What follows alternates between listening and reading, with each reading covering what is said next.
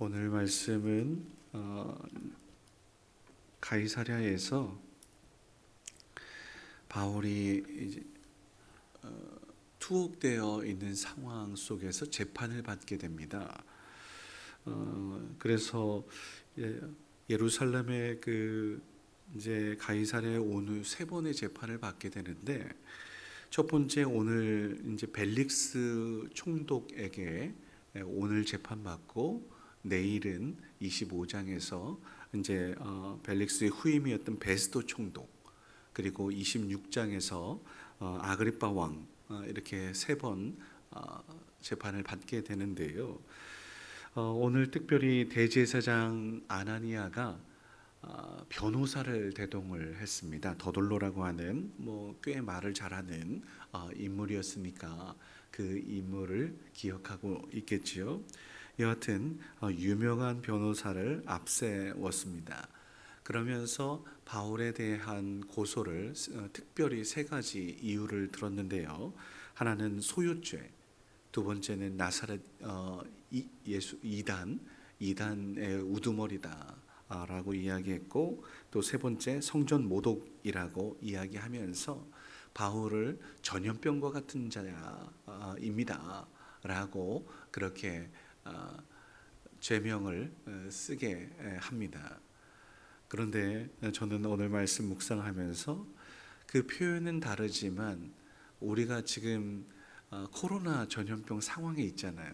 얼마나 이게 빠르게 이렇게 퍼져나가고 어떻게 걸렸는지 알 수 없을 정도로 그러한 모습들을 보이지 않겠습니까?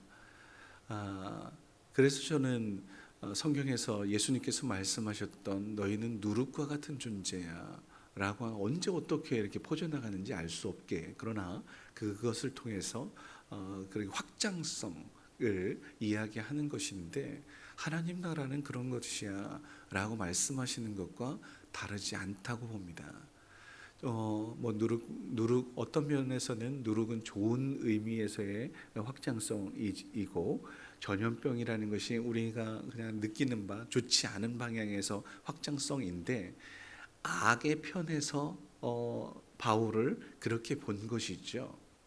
그런데 우리 편에서 보면, 우리 기독교에서 바울의 그 위대함이란 목숨 걸고 매를 막 수없이 맞으면서까지도 복음을 위한 열정을 보였던 바울은 우리 편에서는 참 대단한 위대한 사도인 것이 사실이니까요. 여러분 어떻게 생각하십니까? 누룩과 같은 존재, 또 이 더둘로의 편에서, 악의 편에서는 전염병과 같은 존재, 별반 다른 거 없습니다. 그러니 이러한 상황 속에서도 바울 같은 경우, 나는 너희들이 이야기하는 바 선동한 적도 없고 소동케 한 적도 없다. 그저 복음에 대한 열정으로 예수를 그리스도로 하나님 되심을 선포하고 증거한 것뿐이야 라고 외치고 있습니다.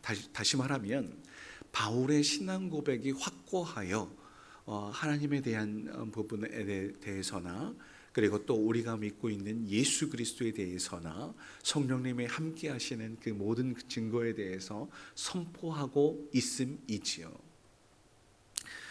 이러한 고백들 속에서 너희들이 죄목으로 이야기하는 성전 모독죄, 나는 그런 것을 나는 정결례를 행했고, 그리고 너희들이 이야기하는 이방인들을 성전으로 끌고 들어가는 이 죄도 범하지 않았다. 성전 모독죄 범하지 않았다. 너희들 착각한 것이다. 그것도 그럴 것이요. 여러분, 바울이 외국인들을 함께 데리고 오기는 했어요. 근데 외국인들은 그 성전에 들어갈 수가 없어요. 어느 성도 이방인의 뜰까지는 갈 수는 있지.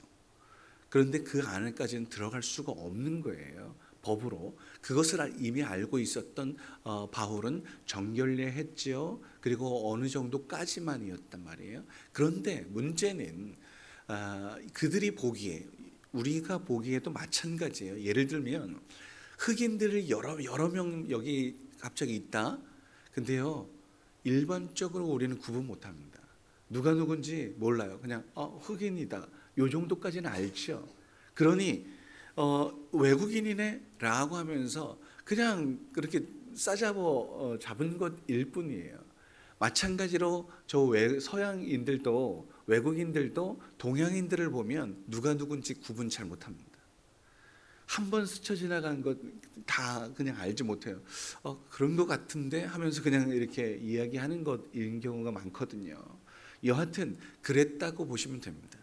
그런 상황 속에서 직접 본 사람 있으면 직접 고소해라, 증인이 있다면 증인 세워라, 나는 그런 것들을 한 적이 없다, 증거를 대라, 그렇게 담대하게 당당하게 이야기를 한 겁니다. 증거가 없다라는 이야기예요. 거짓으로 지금 이렇게 고소 고발하고 있는 것입니다 라고 이야기한 거예요. 여하튼 이 모든 상황 속에서 벨릭스는 25절 하반절 말씀을 보면 두려워해요. 왜 두려울까요? 진리가 하나님께서 감동 주셨기 때문에 두려워하는 거란 말이죠. 그리고 거기에 더해서 유대인의 아내였던 사람이 이렇게 저렇게 말씀들을 또 이렇게 증거를 했기 때문이겠지요. 말씀이 있었죠. 성령의 감동이 있었죠. 두려움 가운데 또 들을 생각을 가지고 있었죠. 여기에 욕심이 들어가 있잖아요. 돈에 대한 물질적인 나 뭔가 얻고 싶은 욕심. 그래서 이 모든 것들을 유보해요. 그는 분명 예수 그리스도에 대해서, 바울에 대해서, 진리에 대해서 들었을 거예요. 그런데 회개하고 돌이킬 수 있는 기회를 놓쳐요. 그래서 오늘 말씀에서 누가는 이 벨릭스에 대해서 그저 돈에 대해서 진리를 외면한, 들어도 회개하지 않는 이러한 인물로 표현하고 있단 말이에요. 하나님께서 감동 주시고 두려운 마음이라는 것이 또 하나님을 경외하는 마음과 다르지 않거든요. 그런데 그렇게 나아가고 있다. 이거 우리에게도 책임이 있습니다. 우리의 모습도 다르지 않을 수 있어요. 오늘 우리 모두가 적당히 타협해가는 신앙 안 됩니다. 오직 하나님의 감동이 있을 때에 제가 잘못했습니다. 혹은 제가 죄인입니다. 하나님 진리 가운데 회개합니다. 진리 가운데 서게 하시고 하나님께서 말씀 위에 바로 서라 하시니 그렇게 하겠습니다 라고 자복하는 모습, 이게 바로 하나님의 사람의 모습이라고 좀 믿습니다. 오늘 벨릭스를 통하여 우리에게 하나님께서 하시고 싶은 말씀 분명히 있을 것인데요. 그리고 또 아울러서 죄인이었음에도 불구하고 당당했던, 담대했던, 분명했던 바울 사도를 보게 된다. 우리가 하나님의 사람으로서 그렇게 당당할 수 있었으면 좋겠습니다. 담대하게 진리 위에 섰습니까? 말씀 위에 섰습니까? 예수 그리스도를 소유했습니까? 제가 드리는 바대로 예수 그리스도면 충분하다, 말씀이면 충분하다 라고 하는 이 진리를 우리 모두가 오늘도 그렇게 확신 가운데 설 수 있기를 주님의 이름으로 축원합니다. 기도하겠습니다. 사랑해 주 하나님, 바울이 오직 예수 그리스도의 종으로 섰던 것을 보게 됩니다. 이런저런 오해와 억울함에도 불구하고 누룩 같은 존재로 복음을 향해 하나님 나라 확장을 위해 하나님 그러한 열정을 쏟았던 바울의 모습을 보게 됩니다. 우리도 끝까지 하나님의 영광을 위해서 살아가는 그런 몸부림, 그 열정 가운데 서게 하옵소서. 어디에 있든지 예수 그리스도의 사람으로서 우리가 예수 그리스도면 충분하다라고 하는 진리 가운데 서게 하여 주시옵소서.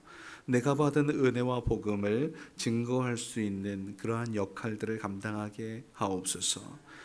벨릭스가 시방은 가라고 나중에 다시 듣겠다고 합니다.